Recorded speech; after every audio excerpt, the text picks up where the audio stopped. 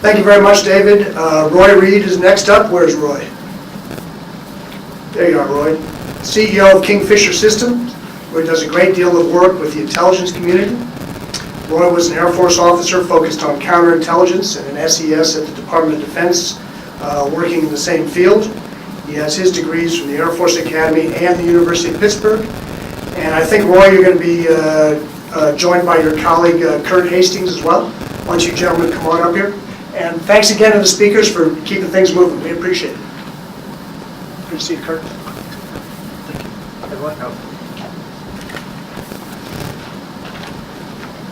So the reason it takes two of us to do a 10-minute presentation is I'm going to do the business part, Curt's going to do the technical part. Both our companies have websites. You can find white papers related to what we do and other stuff that you can find on a website. I probably right now in my company, Kingfisher Systems, track about 15 broad agency announcements, mostly Homeland and the Defense Department. For those of you who don't know what a broad agency announcement is, it's generally an R&D wish list from different government agencies, particularly the Department of Defense. Every one of those broad agency announcements that I track has something related to artificial intelligence or machine learning, and in that context also related to the application of AI to cybersecurity.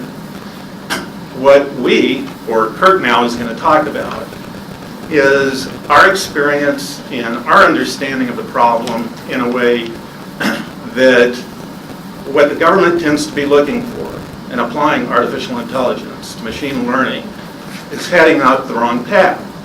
And my experience in the government tells me that as a government person, you really don't like a contractor to come in and tell you that you don't know what you're doing. So it becomes a very difficult process to try to create the understanding of how artificial intelligence can be used to enhance cybersecurity. With that, here's Curt. Thank you, Roy, and thank you, Mac. And there have been some great talks today, I think, that show us all how cloud is really changing everything, not only in IT, but in the world. And I'm reminded that I have a file on my computer of projects not to do, because they're going to be AWS services sometime in the next 5 years. And two speakers mentioned Snowball, and actually mailing hard drives as a transfer method was one of those projects.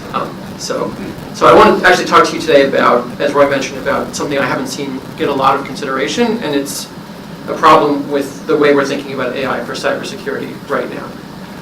So AI is really superficially attractive because it would go after the main problem we have defending our networks, which is that the attackers right now are using automation better than the defenders, and that creates a big cost imbalance.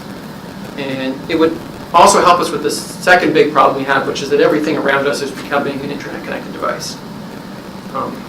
So the first thing that comes to mind with this is maybe the attacker would use AI more effectively than the defender, and that's an area known as basically adversarial learning. And it is important in cyber. There are a few groups that have worked on it that come to mind. Bobby Fuller's group at Endgame Systems and the Windows Defender team are two of those groups. And there's a synergy between ensemble methods in machine learning and robustness, which is nice because I know that Defender uses many learning subsystems, and it's being used in more and more places. But I want to talk about a different problem. And to explain it, I need to explain a little bit about the history of machine learning in the last 10 years. So image recognition is really everywhere in our online lives, and it took a lot of work from some really talented people to get it there. So about 10 years ago, Fei-Fei Li at Princeton created a collection of images called ImageNet, and people started running a recognition contest against ImageNet. And about 4 years later, Hinton's group out of Toronto got a really big performance jump on this, and it kind of kicked off the media paying attention to it. And that opened a lot of eyes to what deep learning could do in this field, and this got the error rate down to about 1 to 3%, depending on how you solve the problem. So why is this important? So AlexNet, which was Hinton's first contribution to this field, the 2012 result, solved one of the most worked on problems in AI, which is image recognition. And the error rate is stuck around 1%. And it's stuck at 1% on the test data. It's probably worse in real life. That turns out to be a difficult quantity to measure, but I don't think most of us would put the error rate on Google image search that low.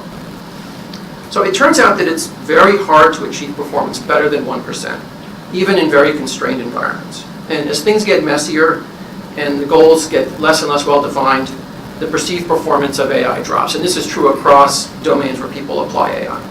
So just at the risk of oversimplifying, I'll note that, for example, AlphaGo, which I think a lot of you saw the press about a year and a half ago, that was done by making the Go board look like an image. Right? So they mapped it into the image domain. And I also think that's why we're probably farther from an AI solution to fake news than most of us would hope. So what does all of this mean for our cybersecurity problems? So remember that cyber problem is really a problem of scale. So we have reverse engineers, we have hunt operators. I know our colleague from CrowdStrike talked a lot about hunting. And those people are very good at what they do, and they work very hard. But they're fighting the fact that modern computers are very fast, they're getting even faster, and they're multiplying everywhere. So every year we have exponentially more data to deal with. We don't have exponentially more people that can do this problem, even if we could get the budget to deploy them. So we might expect AI to do a little better on this problem, because it is a constrained domain. If I can get 98 to 99% accuracy on this problem, I can basically have the problem 6 times. So that'll push the day of reckoning off a few years, but it's not going to get rid of it. And it will come if we don't change the way we think about it. So fortunately, I don't think this problem is intractable. So I think there's a solution, and I think the solution follows from 2 properties of the way computing works. So one property is a property of machines, and one property is a property of the people. So first, machines create lots and lots of data, right? And especially now that we see in cloud, right, in the control plane, there's a lot of data that the cloud provider gets that we who use the services don't necessarily see.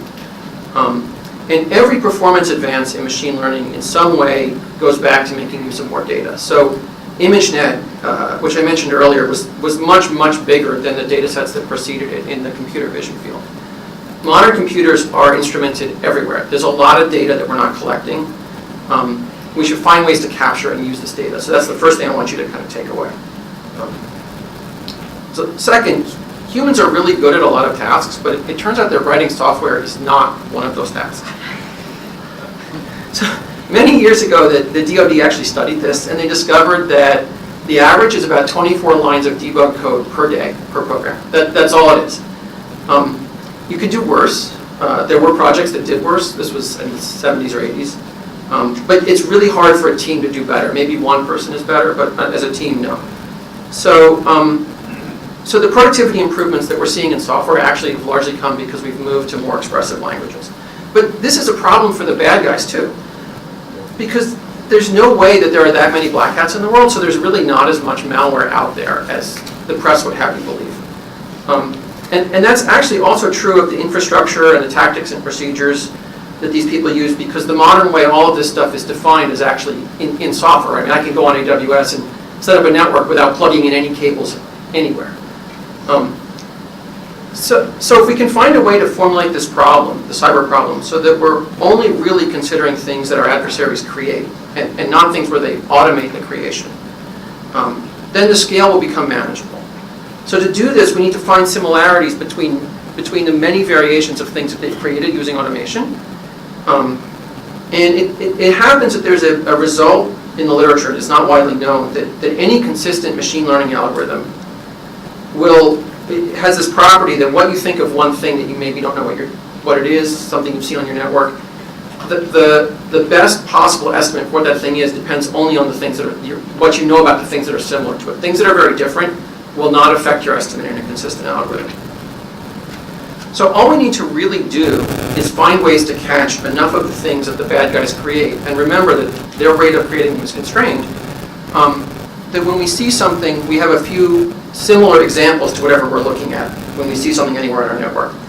So I'll tell you that how to do that is another talk, but if we have 2 similar programs, and by programs I don't just mean pieces of software, but the whole ensemble of things, which can be operators, it can be infrastructure, all of that. that they'll interact with our environment in similar ways. And there's enough data to see the similarity if we only find ways to capture it. Thank you.